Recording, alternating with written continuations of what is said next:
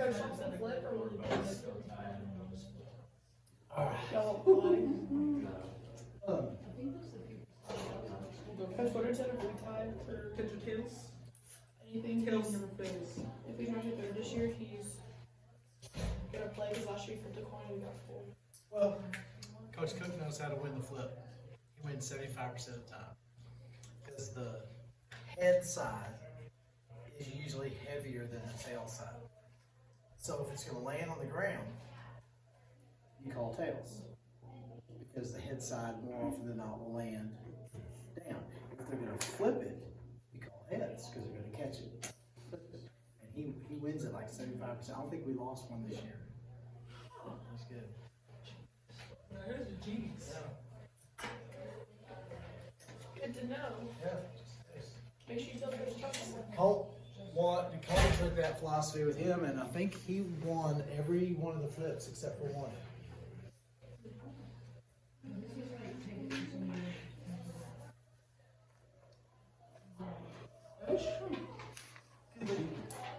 Because in overtime last night, Get it was your hand. It did hit your heads. Nobody picks heads on. Get your hand. All right, Jay, you gonna stay with us, or you? Now, before we start, Joe Biden is going to get to pick a Supreme Court justice because Breyer stepped down last week or the week before. Now, Breyer was very liberal, so it's not going to make a difference. It's just going to extend another liberal voice in the court for another, whatever, 20 years or so. He made a statement, though, that I'm not against, but I'm against it. You remember, what was the statement he made? It's been all over the news last week about statement about the Supreme Court. But it's on your phone, it pops up all the time. Little things on your Twitters or your whatever, your Snapchats, all that pops up.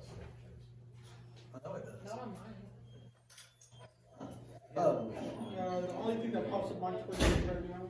He says, I'm going to pick a black woman. Is there anything wrong with picking a black woman to be the Supreme Court Supreme Court Justice? No. But now I'm saying, here's who I'm going to pick. And I'm not going to pick a justice, I'm going to pick a justice. You know what I'm saying? That's fine to pick a black woman for justice. There's plenty of qualified black women judges out there. But and a lot of people are having problems with it. And not conservative, a lot of liberals are. We just say, well, why would you narrow it down and automatically just say,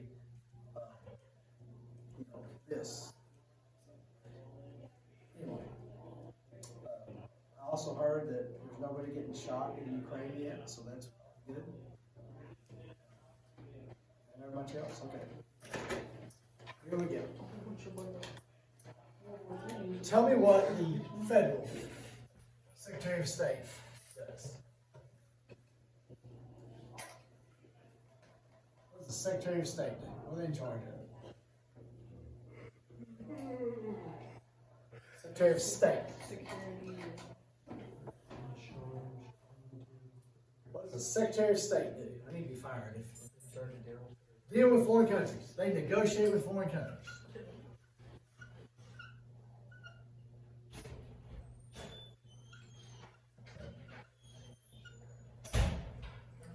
State Department, they're pounding your head for 4 or 5 months now that they deal with foreign countries. They're in charge of negotiating with foreign countries.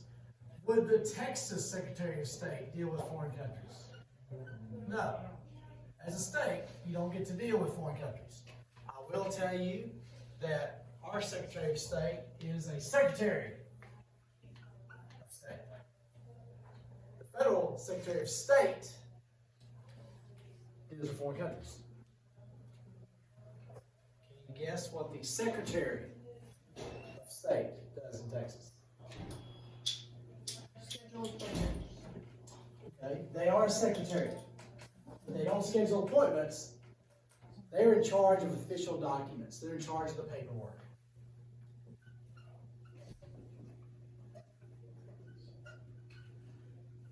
Who else did we say this about?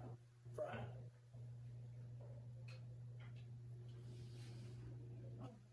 Official documents. Playing baseball. Playing basketball. Little kids sometimes go here to get official Hearing documents. you talking about it, it's in my head, I just can't get You might have seen a sign for this lady. County clerk. The county clerk is in charge of the official documents. The Secretary of State is in charge of the state. The county clerk in charge of the county, official documents, and the big ones are voter registration and ballots. And every state has a Secretary of State that does this. Also birth certificates. Elections are not done by the federal government.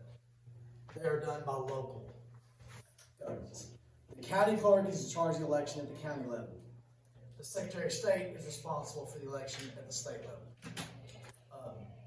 County clerk counts and certifies the ballots for their county. The Secretary of State is in charge of certifying the ballots and certifying the count for the state. And that is an elected position. We elect someone to be Secretary of State.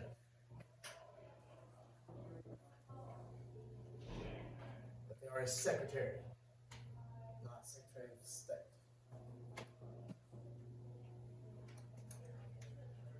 Civil case, I don't spend much time here. We already did this already. Texas has civil courts, a civil court system, and a criminal court system.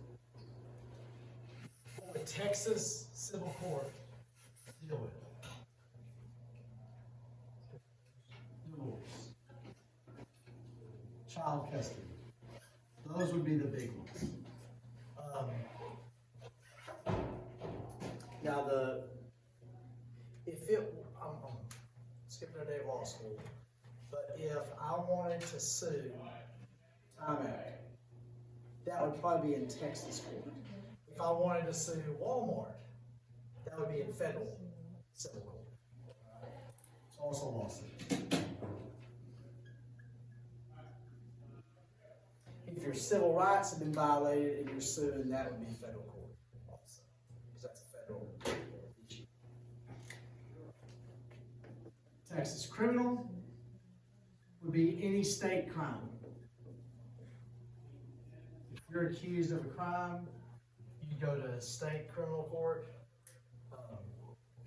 Kidnapping, go to state criminal court. That's a federal crime. Murder is a state crime. But if the crime was committed in Oklahoma and they arrest you in Texas, they wouldn't have the trial in Texas. They'd have to have it in Florida or Oklahoma. If I murder the governor, is it a federal crime or a state crime? It's like, it's an official. But it's a state official. It's not federal. If you do it in federal property, I would think not. I don't think there's any federal. I know if you murder a police officer, it's not federal, but it's a capital case automatically. It's automatically a death penalty case. That might be something like that. But it's not wouldn't be a federal. I'm gonna throw something out there. Change if okay. Wait, does say the something. security guard count as like a cop? I don't know what their jurisdiction would be and how much. I don't know if they would have deadly force, but they usually have things like tasers and stuff. But a lot of times, security guards are policemen, so I don't know. A lot of security guards are doing that security gig often. Yeah. So I don't know. I wonder. Because you're never technically off as a policeman, and if something. Yeah, you're on call like 24/7. Right. Predicting So I wonder. your job. Now, So we're predicting your future job. What? Be a bouncer. I'm gonna be a bouncer. let's say somebody. Not put it. Let's say somebody goes murder the governor. The next day in the paper, if you're arrested for it, your picture's there, and it's a big story everywhere. Would you want to try that case in Austin. Wow. I wanna try it in my town. Is there bias? Cause it's. Yes, in order to change a venue, sometimes cause like we've already made up our mind, or we've seen so much news on it, or it's you want it somewhere where people don't know and it's an unbiased, so that when you change the venue, you take it somewhere else, so maybe they haven't heard of you, or they don't already. Yes, it's easier, so you're about to change a venue, try to find like a neutral site. But you don't already know. How they do. Yeah. Yeah. Although, it's in the Rams Stadium. Yeah, it was the Buccaneers Stadium last year too. Rams played the Super Bowl at the Rose Bowl in '79. I like their old stadium, the Coliseum. You know they're doing a car race there, right? NASCAR race there. I think it's the Daytona. It's gonna look like the Piston Cup. It's gonna look like cars because their stadium was kind of look like that. Yeah, remember how that stadium kind of looked? It's gonna look kind of like that. I saw. But it's little. I don't know how they're gonna. It's gonna be different. I guess 2 laps counts as one. I'm kind of interested to see how they do it. Because when they do motorcycle jumps there, they run the ramp up the stands. It'd be pretty cool to have like we have to go up the. Did anyone get dizzy just going in circles for hours? Yeah. No, probably not. No. They get used to it. Like taking a curve. And it's It's not hard. That's all it is. It's like physically demanding because the whole time you're having to concentrate and hold the car in place, and the car's like this far away from you. And there's like 10 years on control every time you take a turn. Right, corporate the charter. curves will go like this. It's like. We did an LLC a while back. Everybody remembers that, right? Good. If you're incorporating yourself or your business, you're creating an LLC, you have to file paperwork with the state.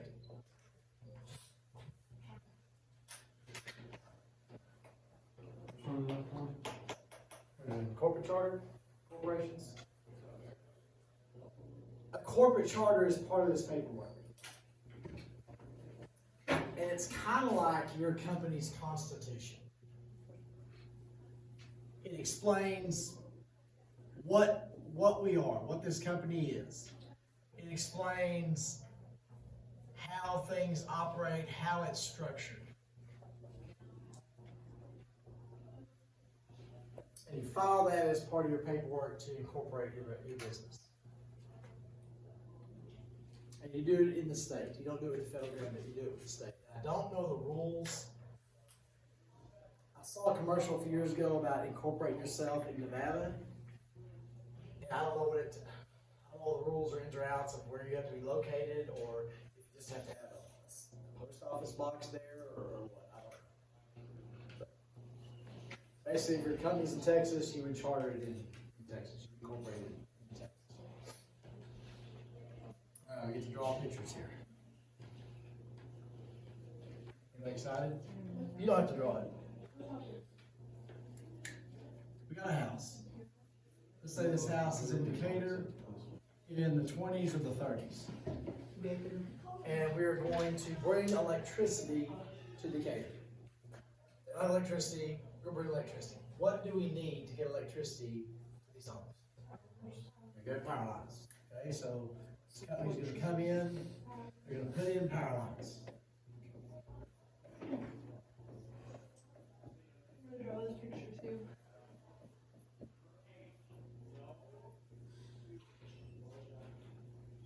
So are we ready to turn the lights on? What we gotta have? We got the wires. We gotta have power. We have to actually have electricity. So we have to build a power plant. Is that what the thing is behind the hospital? No, that's the sewer plant. And there's probably there's a station there, or what they call it, with all the, Well, there's multiple things back there. yes. there's the sewer plant, water treatment plant, and then there's that electrical station that's got all the wires and things. Where Spider-Man beat up the blue guy. Okay, that's not a power plant, that's a transfer station. Didn't see the movie, I just remember something like that. Just I'll walk through the room.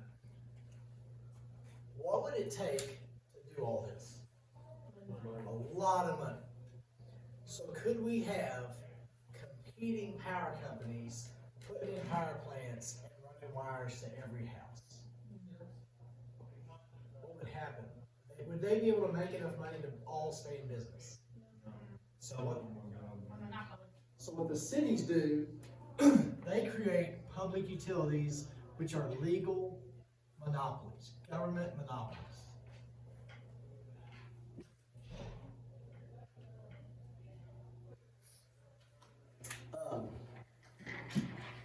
A lot of times the city themselves was the power company. And they would put in the power plant, they would run the lines. Because if you live in, let's think about water, same thing with water. If you live in paradise, you cannot have a water well. Because the only way they can pay for the water system is if everybody buys into it. Then they can pay for everything. You can have a water well for sprinklers, like a non-drinking water well. Yeah. Right. Because if they did, they couldn't keep it going. They had that money to keep it going. Same thing here. So they would sign a contract with the company, or they create their own city electricity thing, and they are in charge of. What's the bad thing about a monopoly? What's evil about a monopoly? And we have no say so over prices. As consumers, we control the prices of stuff to a certain extent. How do we do that? If we buy it, the price goes up. If we stop buying it, the price goes down. If a monopoly exists, we have no control over the pricing. So they have to ask the government for price hikes. They have to go to the government and prove, here's our cost going up, we have to go up to this much. And the government says yes or no to that. Water, natural gas, and electricity. I put a question mark there. Because gas stations, because you see, if there's like 3 gas stations, one of them is going to be cheaper than all the others. Yep. The other might be the same price. that's like a separate private. No, the company doesn't. Or they can. What if they charge $1 more? And we ain't gonna buy that from them. You know? But here we're kind of forced to buy what we got. Now, water, there's only one water company in Paradise. There's only one natural gas, because with electricity, things have changed technology-wise, where with fiber optics, I can start an electric company and maybe buy my electricity from TU Electric and sell it to you for a price maybe cheaper than them, using our rent space on the fiber optics. Y'all heard of some of these electric companies on the radio or TV or something? I'm trying to think of some names of.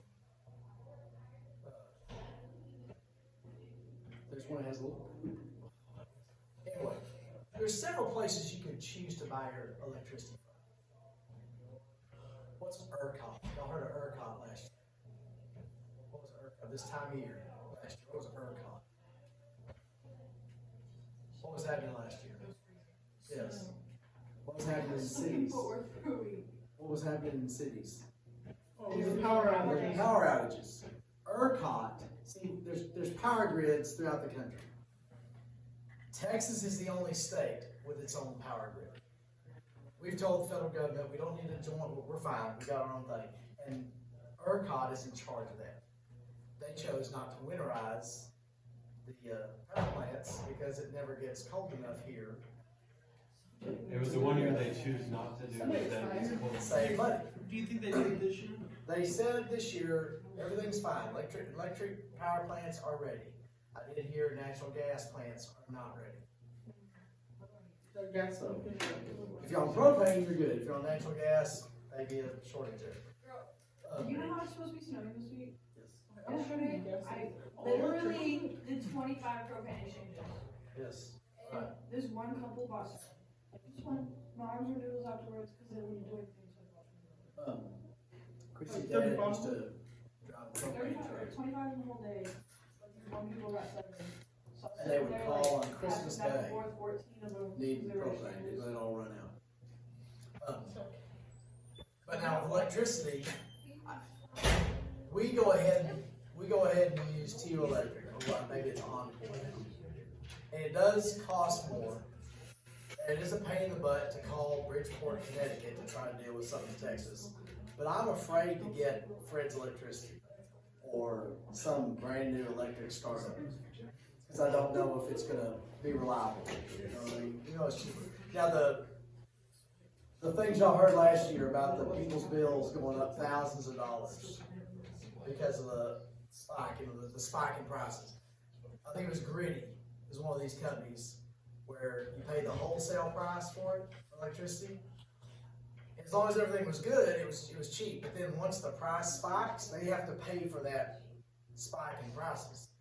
And you know, so that's why I have to electric instead of picking some of these cheap electricity deals, because I don't want to get stuck with electricity.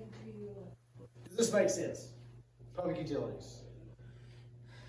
You see why you need that? Because yeah. Okay. Now union shop state. What do you know about a union? Yes. When did unions start forming? Progressive area. Yes, back in the 1800s, you had the factories and people were dying and falling out of the machinery and getting paid a penny a day. So these unions put the workers together and gave them power and a voice. And if they were mistreated, they go on strike, and then they had to negotiate. And anyway.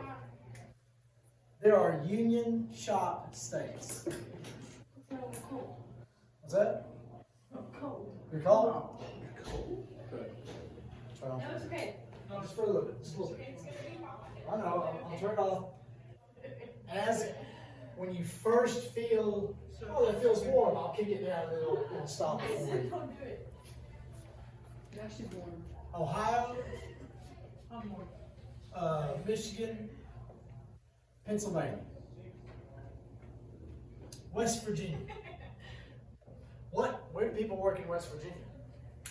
Ranches. The mines, The mine. coal mines. Okay. Where do people work in Pennsylvania, in Ohio, and Michigan? Oh, the factory. Factories. So there's a history of unions, and they needed unions 100 years ago to keep people from dying.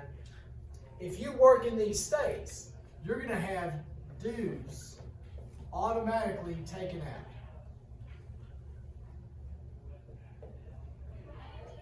So you're forced to join the union.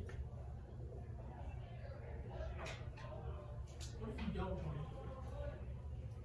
Well, you really want to. Well, number one, the money's coming out whether you join or not. But because you have that union job in that factory, because of that union, you have good pay, you have good benefits, and you have job security. My uncle worked at Lockheed, and he Yeah. said they had a union. Yes. Yeah. If you work at Lockheed, if you work at the Chevy plant in Arlington, when you ride the Judge Roy Stream and you come on that first hill, that huge building with the water tower, that's the assembly plant, the Chevy. I think they make Tahoes there. So if you work in one of those two places, you're in the union. Because you go to work there, would you want to not join the union? No. Do you think your coworkers would get along with you pretty good if you didn't join the union? No. Plus, because of that union, you get protection. You have job protection and stuff. And if you you go on strike, they have funds to help you make it through the strike. They have lawyers, they have all that stuff. So, but in union shop state, you're forced to join the union. In Texas, we are a right to work state, which means you are not forced to join the union. There's no money automatically taken out unless you choose it. Now, is there a lot of union jobs in Texas?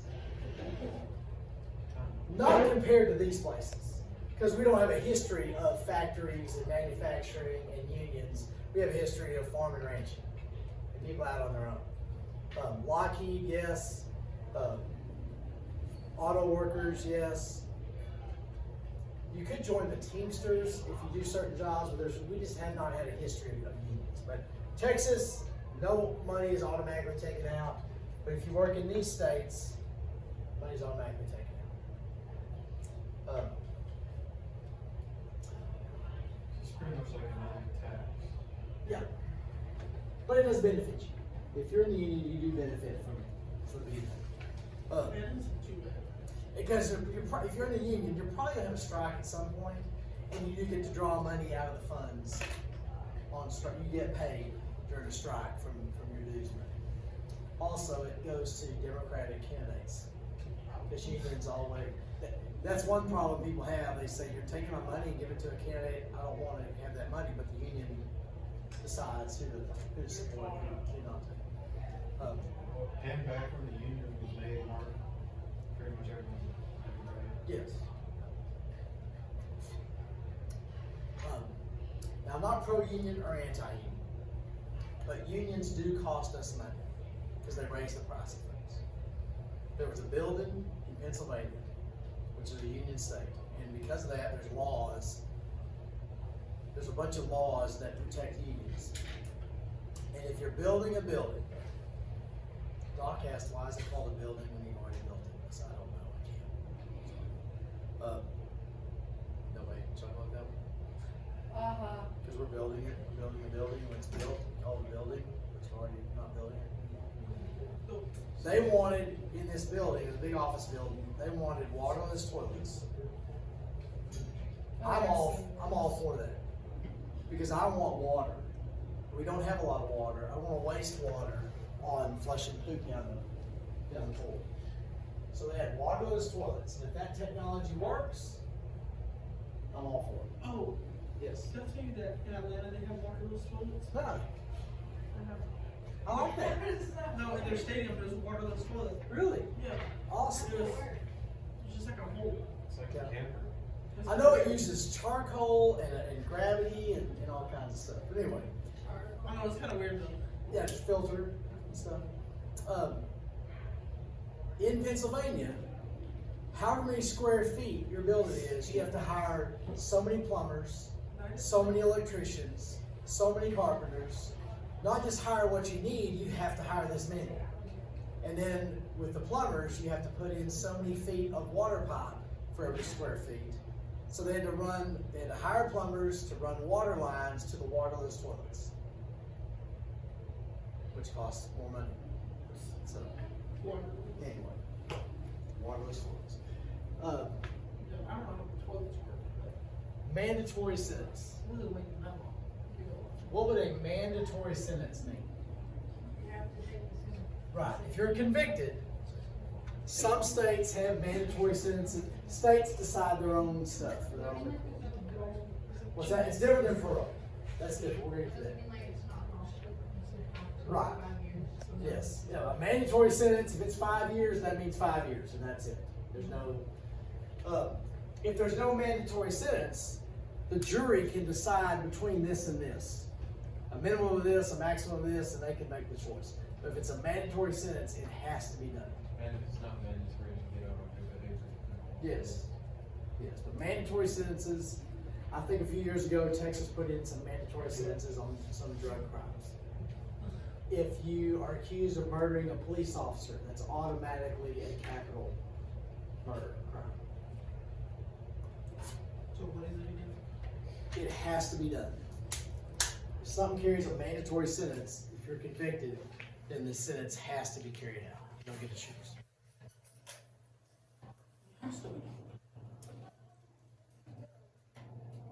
And last, parole.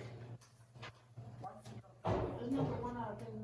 Yes, parole means you shorten the sentence.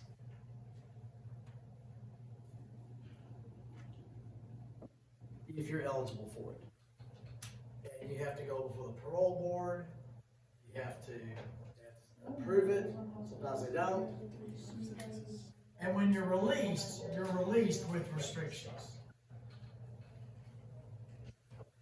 They might tell you where you can go, they might tell you where you can't go. You might have an ankle bracelet, you might live in a halfway house for a while.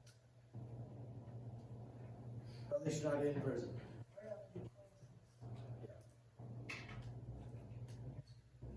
Best thing I can tell you is don't do crimes. Never a wrong time to do the right thing, there's never a right time to do the wrong thing. It's pretty good life. It's almost a Bible verse, but not really. Kind of, different translation. Alright, so that's good for today. I could never be on house arrest. I'm always gonna say, no, We'd be in your house.